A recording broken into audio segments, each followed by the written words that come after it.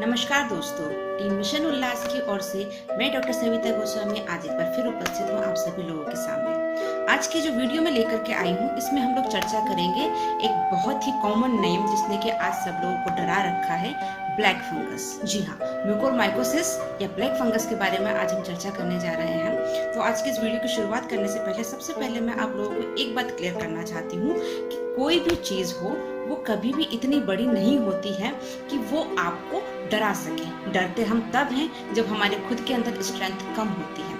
Same table होती है लेकिन उसी टेबल को उठाने के लिए घर के अगर 4 सदस्य हैं तो चारों का व्यू अलग अलग होगा। किसी के लिए वही टेबल, अगर कोई बच्चा उस टेबल को उठा रहा है जिसके अंदर स्ट्रेंथ नहीं है तो उसके लिए वो काम इम्पॉसिबल होगा क्योंकि उसकी खुद की स्ट्रेंथ कम है। तो और अगर वहीं पे हम किसी बड़े को लें तो उसके लिए वो काम एक नॉर्मल रहेगा कि हाँ ठीक है, ये थोड़ा सा तो वेट है बट ठीक है। लेकिन उसी की बजाय अगर कोई बॉडी बिल्डर वहां पे आता है तो वो उसको इस तरीके से उठाएगा कि जैसे कि वो एक पेज को उठा रहा हो, तो वो काम उसके लिए इतना इजी है। तो ये उस टेबल के ऊपर डिपेंड नहीं किया कि वो कितना मुश्किल है। ठीक है, कोई भी समस्या है वो कभी भी ये डिसाइड नहीं करती है कि उसका लेवल कितना है। उसका लेवल तब डिसाइड होता है जब हमारी स्ट्रेंथ, हमारी अंदर की ताकत कितनी है वो उस चीज को डिफाइन करती है। सेम टेबल थी लेकिन सभी के लिए उसका जो नजरिया था या सभी की जो प्रतिक्रिया थी वो अलग अलग थी।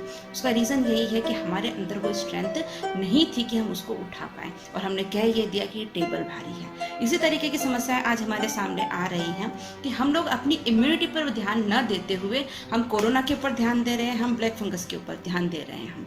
तो सबसे पहले जो जरूरी चीज है वो यह है कि हम अपनी इम्यूनिटी पावर को बढ़ा करके रखें, क्योंकि ब्लैक फंगस हो उन्हीं लोगों को रहा है जिनकी इम्यूनिटी पहले से कम है। जो लोग डायबिटीज हैं, जो लोग डायबिटिक हैं, काफी लंबे टाइम से या तो इंसुलिन ले रहे हैं या फिर वो एंटी डायबिटिक जो ड्रग्स रहती हैं उनका यूज कर रहे हैं, लेकिन आज भी वो अपनी डायबिटीज जो लेवल है, जो शुगर का लेवल है उसको कंट्रोल नहीं कर पा रहे हैं। दूसरी चीज अगर देखें हम, इसका एक ओवरऑल सर्वे जहाँ पे किया गया तो इंडिया में ये चीज बहुत ज्यादा कॉमन देखने को मिली कि इंडिया के अंदर ब्लैक फंगस के केसेस काफी ज्यादा देखने को मिले। इसका एक ही कारण है कि इंडिया के अंदर लोगों ने सेल्फ मेडिकेशन बहुत ज्यादा किया। किसी और कंट्री के अंदर सेल्फ मेडिकेशन बिल्कुल भी नहीं हुआ, लेकिन इंडिया में ये चीज बहुत ज्यादा हुई है। स्टेरॉइड्स जो कि डॉक्टर रिकमेंड करते हैं 5th से 7th डे के बाद में, कि जहाँ पे कंडीशन अगर सीवियर हो रही है, पेशेंट अगर स्टेबल नहीं है तब की कंडीशन में दिया जाता है। और उसमें भी एक WHO ने जो एक स्किट के अंदर इंक्लूड किया है, डेक्सामेथासोन को किया। डेक्सामेथासोन सिर्फ 6 mg पावर के लिए उन्होंने रिकमेंड किया था, लेकिन लोग अपनी मर्जी से सिर्फ स्टेरॉइड का नाम सुनकर के या तो प्रेडनिसोलोन भी ले लेते हैं या फिर कोई और स्टेरॉइड जो कि उनके लिए घातक साबित हो जाता है। और अगर आप 5th डे से पहले ले लेते हैं तो उसके और भी ज़्यादा एडवर्स इफेक्ट मिलेंगे क्योंकि वो आपकी इम्यूनिटी पावर को कम कर देगा। तो इस तरीके का सेल्फ मेडिकेशन ना करें, क्योंकि prevention is better than cure एक ऐसा प्रिंसिपल है जिसने कि हमें कोरोना से भी बचाया है और ये अब हमें ब्लैक फंगस से भी बचा सकता है। अब ब्लैक फंगस अगर हो जाता है, म्यूकोरमाइकोसिस अगर आपको हो जाता है तो आप कैसे आइडेंटिफाई करेंगे? हम इसके सिम्टम्स के बारे में बात करते हैं। तो इसका जो इसकी 4 स्टेजेस होती है। सबसे फर्स्ट स्टेज जो रहती है उसमें इसका इन्फेक्शन होता है हमारी नाक से शुरू। नाक के अंदर जब इन्फेक्शन होगा, नाक से खून आना या नाक में सूजन महसूस होना, हमें इस तरीके के जो सिम्टम्स है वो देखने को मिलेंगे हमें। साथ ही कुछ बदबूदार स्राव जो है वो भी हमारी नाक से निकल सकता है। दूसरी जो इसकी स्टेज होती है उसमें साइनसेस जो होते हैं, हमारे फेस के अंदर साइनसेस होते हैं, साइनस को इंक्लूड करता है ये। जब वहाँ पे इसका संक्रमण फैल जाता है फिर धीरे धीरे साइनस से जो ब्रेन को कनेक्ट करने वाली नर्व्स होती हैं उसको ये अफेक्ट करता है और वहाँ पे ब्लॉकेज कर देता है। उसके कारण हमें आंखों पे दबाव महसूस होने लग जाता है, दिखने में हमें कमजोरी महसूस होने लग जाती है, हमारी जो नज़र है, हमारी साइट है वो वीक होने लग जाती है। जो तीसरी स्टेज आती है उसमें आंखों के अंदर इसका संक्रमण हो जाता है, जिसके कारण हमारी आंखों की जो मूवमेंट है वो पूर्ण तरह बंद हो जाती है और हमें दिखना पूर्णतया बंद हो जाता है, हम देख नहीं पाते हैं। जब इसकी 4th स्टेज की बात करते हैं तो 4th स्टेज में इसका संक्रमण ब्रेन के अंदर फैल जाता है, जिसके कारण अनकॉन्शियसनेस की कंडीशन होती है और साथ ही जो एक हमारा मेंटल बैलेंस होता है वो पूरी तरीके से डिस्टर्ब हो जाता है। तो ये 4 मेन स्टेजेस होती हैं। तो आपसे एक एडवाइस यही है कि जहाँ पे भी फर्स्ट स्टेज में आपको अगर नाक में किसी भी तरीके के सिम्टम आपको आ रहे हैं, आपको इरिटेबिलिटी महसूस हो रही है, तो एक बार आप डॉक्टर से कंसल्ट जरूर करें, क्योंकि जो भी ENT स्पेशलिस्ट है वो बहुत ही इजीली इसको आइडेंटिफाई कर सकते हैं। और इसका जो टेस्ट होता है वो भी, जैसे कोरोना के टेस्ट में तो काफ़ी टाइम भी लगता है, उसकी एक लंबी प्रोसेस हो जाती है, लेकिन इसका टेस्ट बहुत ही ईजी होता है, आधे घंटे के अंदर आपको रिपोर्ट मिल जाएगी। तो आप इसके लिए ज़रूर जाएँ। और अब अगली बात जो हम करते हैं, एक तो हमने डायबिटिक पेशेंट्स के बारे में बात की थी, एक हमने स्टेरॉइड्स जो ज़्यादा यूज़ कर रहे हैं उनके बारे में बात की थी। उनके अलावा भी कुछ लोग हैं जो कि ज़्यादा, जिनके अंदर संभावनाएं हैं ब्लैक फंगस या फिर म्यूकोरमाइकोसिस होने की।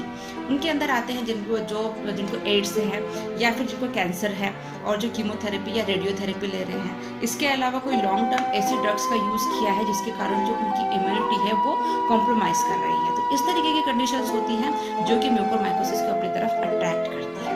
अब हम इसके ट्रीटमेंट की बात करते हैं। जब ट्रीटमेंट की बात की जाती है तो एक ही ट्रीटमेंट जो सबसे बेस्ट है इसका, वो है प्रिवेंशन। जी हाँ, आप अपने आप को बचा करके रखिए, अपने आसपास को बचा के रखिए। और क्योंकि मैं एक होम्योपैथी स्पेशलिस्ट हूँ, तो मैं एक होम्योपैथी की एडवाइस भी आप लोगों को देना चाहती हूँ कि जैसे कि कोरोना से बचाव के लिए होम्योपैथी की दवा आर्सेनिक 30 दी जाती है, उसी प्रकार से तेलंगाना की जो गवर्नमेंट है उन्होंने रिसेंटली एक एडवाइजरी जारी की है, जिसके अंदर उन्होंने सजेस्ट किया है कि आर्सेनिक 200 नाम की एक दवाई होती है, जिसका सेवन 5 दिन तक सुबह शाम किया जाता है। और साथ ही 5466 नाम की दवा होती है, जिसका सेवन हमें 1 महीने तक कंटिन्यू करना होता है। ये दोनों चीज़ें हमारी इम्यूनिटी पावर को बढ़ा करके रखती है, हमारी स्ट्रेंथ को मेंटेन करके रखती है, जिसके कारण ब्लैक फंगस आपके ऊपर अटैक नहीं कर पाता है।